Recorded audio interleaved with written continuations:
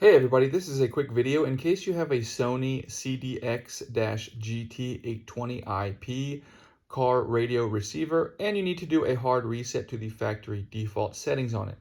Now there are two main reasons you might want to do this. The first one is troubleshooting. If your radio is frozen or not responding or lagging, or if it's not connecting to your device or if it's not pairing, a hard reset can fix a lot of these issues. Now you will need to reset up the settings and everything again because they will be restored to their factory defaults.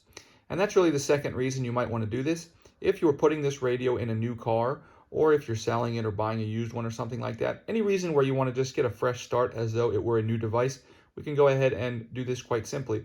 We just need to get a pen or a pencil or a paper clip or something to press the reset button.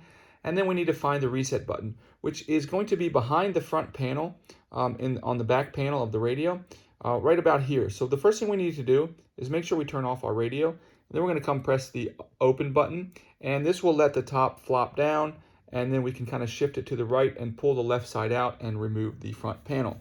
And then we'll find the little reset button, which, like I said, behind this, right about here on the back panel. We'll just press and hold that for a second or two. Once we do that, we can release it, restore the front panel, turn the radio back on, and set it up as a new radio.